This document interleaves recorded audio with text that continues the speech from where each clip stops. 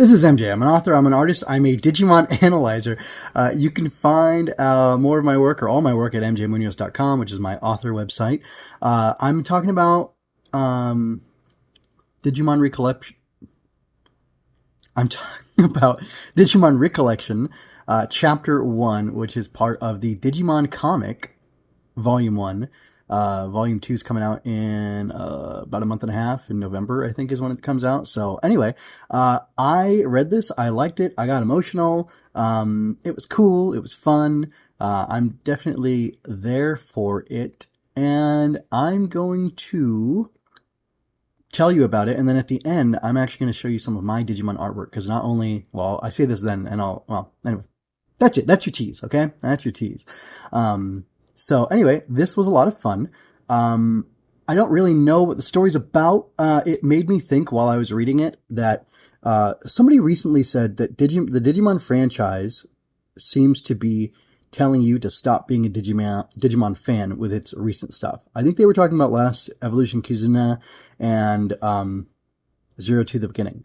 And just real quick, before we talk about Recollection, because I do want to talk about that. Zero to the Beginning, I don't understand why it was made. I don't understand how it was made. I don't understand how it was approved. I did not like it at all. I asked people there if they liked it as I was leaving the theater, and I got a bunch of, I asked some people specifically, and they said, no, this was not good. And I heard from the crowd people kind of groaning after it was over, and like, oh, that was it, huh? So it's kind of a strange thing to do. It kind of sets up like a reboot universe, maybe. I don't know, as if all of Adventure and 02 happened because of Louis and his weird evil devil Cthulhu Digimon. Sorry if I've spoiled it for you. So I'm really confused about that. Last Evolution Kizuna, while I didn't like them talking about Tai having, PLRN in his room, because that's kind of gross. Anyway, it's for a family friendly thing, whatever. Digimon's not as family friendly as it could be, as it should be, and that's why I'm making my own Digimon. It's going to be called MJmon. That's actually that's actually mostly not true, but anyway, whatever. It is what it is, and I'm an adult, so I can watch these things, but it makes me uncomfortable. I don't like them, and it's funny, they mentioned in Recollection so this isn't made for kids, and I typically try to keep everything as family friendly as possible, but I'm just going to go ahead and say something that I feel isn't family friendly. That's a quote from the manga, which is that Mayu, what's the girl's name? Oh, Riko, yeah. Riko's brother Mayu says, your Digimon, they'll turn into a pile of poop or a sexy babe, and there's a lot of sexy babes in Digimon, and there shouldn't be, in my opinion. But of course, the market's winning out on that, and it's unnecessary. But anyway, now you know where I stand. I'm a bit of a prude. But it'll be interesting to see as I show you my different Digimon who I've drawn over the years. I drew most of them, I designed most of them 15, 20 years ago. And then I just tweaked the designs and redrew them as I got better, or, wanted to take more time to redesign them. Anyway, so we'll talk about that later, and my hypocrisy for drawing babes. If I have any babes in there, I don't know. We'll have to see. We'll have to see what you think. So, would you buy a PVC figure of some of my Digimon characters that I drew? I want to know. But yeah, it's kind of a weird thing. But getting back to the frame here, Last Evolution Kizuna talks about the children losing their connection with their Digimon. It's never really, I guess it's when they grow up. When they grow up a certain amount, they lose the connection with the Digimon, which I think is interesting. It kind of creates trouble with the way the story works.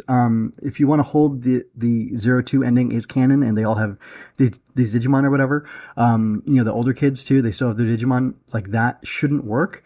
But I don't know. Then again, maybe it should. The way Digimon work is so strange. Are they a manifestation of the heart and soul of the child? Are they a guardian angel? Are they, and why would you lose the need for a guardian angel? Or you disconnect from it when you grow up? I guess that's okay. In my Growbug series, I have it so that the Hobnots, which are the villains in that, they mostly prey on children because children have more potent emotions or they're tastier or whatever. They're not actually killing them for the most part.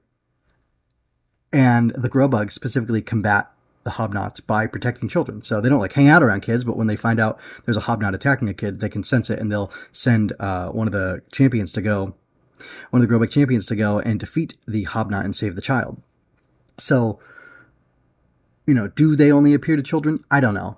I wrote a short story, a western actually, where a Hobnot is attacking this town or whatever, and there's a Grobug there, and it goes and meets a deputy and partners up with him, literally, and they end up fighting off these monsters together. And like, I have no thinking that the Grobug's going to go away because the guy's an adult. Like they work together, they can do it. So it all works. So why am I saying that? Because Recollection has this concept where Mayu's brother is like a game developer. I don't know if he worked on Digimon games or if he was just a Digimon fan and was heartbroken by the shutdown on August 1st, Odaiba Day, of this Digimon game, this AI, or not AI, this like virtual reality game that lets you summon your Digimon into the real world, as holograms or whatever. And that closed down a year ago in the story. So it closed down August 1st, 2023, and the story takes place August 1st, 2024.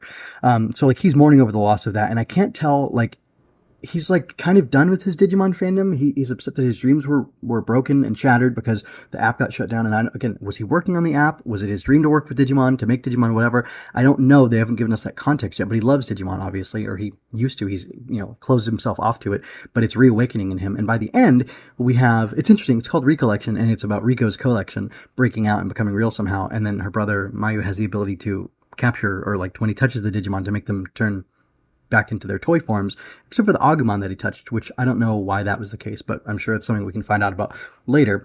But I don't know what they're trying to say with this story. Are they saying it's good to be a crazy collector and have like a hoarder's treasure trove, like Mayu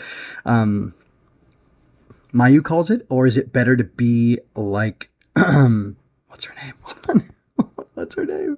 Like Riko, and just like be full crazy about it and be happy with that. I don't really know. It's kind of an interesting conundrum, and I don't know why Digimon has like a problem with the identity of I don't know why Digimon has that problem with the identity and accepting that that's who they are, that's what it is. So yeah, I'm really confused by that. I don't get why there's this tension in like the media that's being produced. Of course, this was produced by a fan, which I want to tell you about, and not produced by Bandai Toei themselves. But let me actually read about that, because I found through I think is the Digimon Wiki. Hold on. I don't know if With the Will and the Digimon Wiki are united with each other or not, but I looked it up and I found links to both. So the With the Will has information, but I'm actually just going to read straight from the Digimon Wiki, and then I'm going to talk about the story as a whole.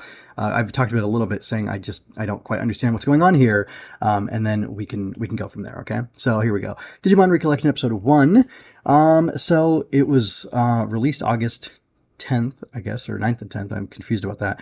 Of 2024. August 2024 was released, for sure, on Digimon.net. And the writer and artist is Wagu Okutsua. So on August 1st, 2024, this is the synopsis of the story. I don't want the synopsis of the story.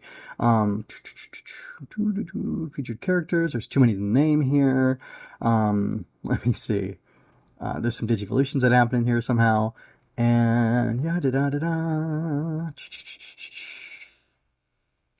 okay, I'm going to read this one thing, that there's a dub change that's tracked here. In the Japanese version, when Riko sees Karamon materializing Digimon, she asks, "What? Nanimon?" And Mayu replies, "It is not Nanimon." In the English version, Riko instead says, "Mormon?" And Mayu replies, "You mean Metamormon?" I see. Okay, that joke kind of makes sense. Is there an actual Nanimon? Is it the muscle guy with the glasses? Yeah, it is. It's the muscle guy. It's this guy, right? That's Nanimon. Anyway, that's funny. So yeah, I don't really know what to make of this story. I liked it, and it was emotional, especially the end. That end, where her brother is saying, but he doesn't want to abandon another dream, is really fantastic. It's really like beautiful and emotional, and I don't know what's going on. It's obviously very chaotic, all the stuff that's happening, and I don't know where it's going to go from here. But like, I'm into it. I like seeing these Digimon fans being thrown into a Digimon adventure and having to digi deal with it. It's a lot of fun, and like, I don't know. There's something like the nostalgia, him talking about his childhood being destroyed, how even if it's a dream, he wants to fight for it. He's not going to just stand idly by and let it happen. Does that mean like he let the Digimon app, like he was working for them and he didn't advocate for it hard enough, or he messed something up and caused it to be canceled or destroyed? I don't know, or shut down, I should say. I'm not really sure. But like, I don't know, it's fun. She's optimistic and peppy, and he's kind of a doomer and real glum about things. And we get this, interesting brother sister contrast, and it doesn't feel like, Matt and TK. It doesn't feel like Ty and Kari. It doesn't feel really like any sibling dynamic I've seen so far. And I don't know. I like it. I like it a lot. I don't know if I just like it because it's nostalgic, or if I like it because it's nostalgic and it's taking place in the real world, but like Tamers, but has Digimon coming to life, but in this like really weird manic way, and it's like directly referencing the show. Like there's a lot of things in here that are just like that are references to the show, direct references to the show, and I really like that, and it makes me feel cozy and it makes me feel warm and wonderful. But also, like there's an obvious setup for a story here, which is that Riko's going to go around collecting the Digimon with her bug net somehow, and then Mayu's going to turn them back into toys, and they're going to restore order. But then we've got this, different rogue Agumon that's with them. He's like the Savers Agumon, and he even brings over the Digivice IC, which apparently that's what that thing is called. He brings that over to Mayu, and he's going to wield it and help stop, I guess, this giant Parrotmon, which is an ultimate. I didn't know that. And Greymon that are fighting. And like, I really don't know where it's going to go from here.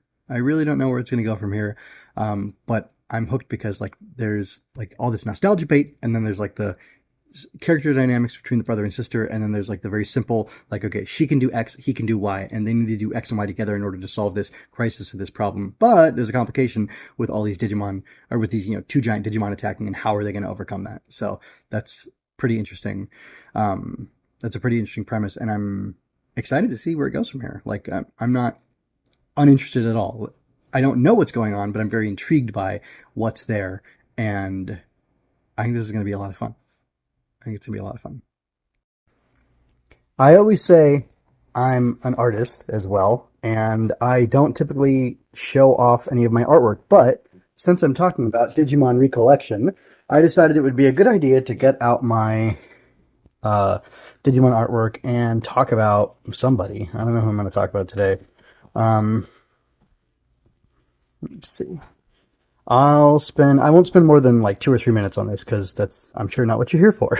You're here to hear me talk about the other stuff, so I'll keep it short. So I guess I'll just start from the back. So I actually wrote myself a Digimon story, like a self-insert thing with a bunch of family members and myself all being Digidestined when we were kids.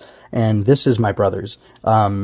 He's kind of a cool guy, so I decided to give him kind of a cool Digimon. He's definitely more in the classic hero cut than me. Like, he's more of a Ty than a Matt. I'm definitely closer to Matt, so I gave him this pudgy little cute dragon guy. Agumon's got a little chub on him, so I figured it's fine. And then he evolves into this guy, who is very cool. Definitely influenced by XVmon, if you can't tell.